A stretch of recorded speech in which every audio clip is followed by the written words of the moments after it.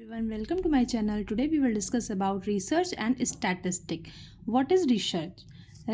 Research का मतलब क्या होता है and statistic का मतलब क्या होता है? Research to structured and careful search for new knowledge or answer to a specific question. Research का मतलब होता है कि किसी भी एक नई नॉलेज को इन्वेंट करना और स्पेसिफिक क्वेश्चन का आंसर देना, इसको हम क्या कहते हैं? रिसर्च। रिसर्च क्या है? एक ऐसी प्रोसेस है जिसके थ्रू हम न्यू नॉलेज को लॉन्च करते हैं और नई नई रिसर्चेस करते हैं, जिससे हम क्या कर सकते हैं? अपनी नॉलेज को इन्हेंस कर सकते हैं, अपनी प्रैक्टिस को इम्प्रूव कर सकते हैं और एविडेंस बेस्ड प्रैक्टिस में हेल्प मिलती है through the research. And what is statistic? Statistic का मतलब क्या होता है? A branch of mathematics that deals with collecting, analysing, interpret and presenting the numbers of data. Statistic क्या है? ब्रांच ऑफ मैथमेटिक्स है जो कि किससे डील करती है?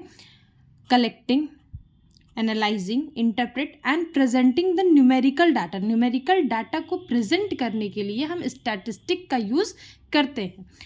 अब हम बात करते हैं what are the methods of acquiring knowledge. Methods क्या हैं एक्वायरिंग नॉलेज के? किस किस मेथड से हम एक्वायर कर सकते हैं नॉलेज अपने रिसर्च के लिए? तो 2 टाइप्स ऑफ बेसिक मेथड्स होते हैं, जैसे informal and formal. Informal method जैसे trial and error method, intuitions, personal experience, ये आपके मेथड हो सकते हैं acquiring knowledge for the research. Research के लिए जो हम नॉलेज एक्वायर करते हैं उसके मेथड्स में इनफॉर्मल और फॉर्मल 2 मेथड्स आते हैं।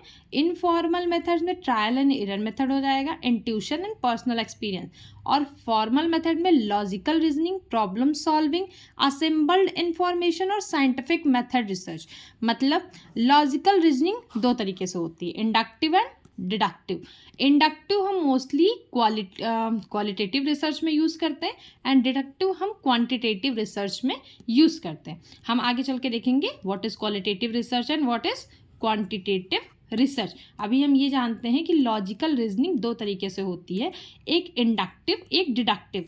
इंडक्टिव में क्या होता है? स्पेसिफिक टू जनरल की तरफ हम जाते हैं, स्पेसिफिक टू जनरल की तरफ जाते हैं किसमें? इंडक्टिव में, जो कि क्वालिटेटिव रिसर्च के लिए यूज़ की जाती है। एंड डिडक्टिव में जनरल टू स्पेसिफिक जाते हैं। जनरल टू स्पेसिफिक किस में यूज़ होती है? क्वांटिटेटिव रिसर्च और डिडक्टिव रीजनिंग में। तो लॉजिकल रीजनिंग कितने तरीके की होती है? 2 तरीके की, inductive and deductive. Understood?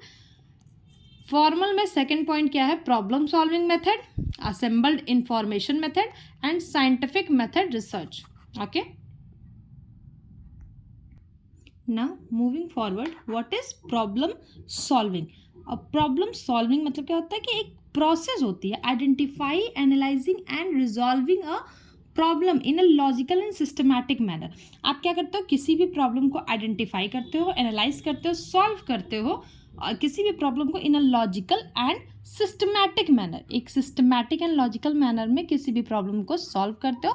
That is called process of problem solving. These are the steps of problem solving. Steps of problem solving are: first, identify and define the problem. Identify and define the problem. Analyze the problem. Identify possible solution. Select appropriate solution. Implement the solution and evaluate the solution. सबसे पहले हम क्या करते हैं? किसी भी problems को solve करने से पहले उसके प्रॉब्लम सॉल्विंग प्रोसेस में सबसे पहला स्टेप क्या होता है? Identify and define the problem. आपकी प्रॉब्लम क्या है उसे आइडेंटिफाई करना और प्रॉपर तरीके से डिफाइन करना। देन एनालाइज द प्रॉब्लम, अपने प्रॉब्लम को आप एनालाइज करते हैं, आइडेंटिफाई करते हैं पॉसिबल सॉल्यूशन, क्योंकि एक प्रॉब्लम्स के आपके पास डिफरेंट कई सारे सॉल्यूशंस हो सकते हैं, जिसमें आपको आइडेंटिफाई करना होता है पॉसिबल सॉल्यूशन की क्या आप यूज़ कर सकते हो। And the select appropriate solution. For example, आपके पास मल्टीपल चॉइस ऑफ सॉल्यूशंस है, तो आपको अपने प्रॉब्लम के अकॉर्डिंग सेलेक्ट करना है which are the bestest solution ever. आपको यहाँ पे सेलेक्ट करना है appropriate solution. Then implement the solution. जब आप किसी चीज़ को सेलेक्ट कर लेते हो तो उसे इम्प्लीमेंट करते हैं, ये एक ऑनगोइंग प्रोसेस है। Implement the solution, then evaluate the solution. अगर आपने किसी भी प्रॉब्लम्स पर अपने सॉल्यूशन जो है वो इम्प्लीमेंट किए हैं, तो आफ्टर वर्ड्स आप क्या करेंगे, इसे इवेल्युएट करेंगे. These are the steps of problem solving process. Understood?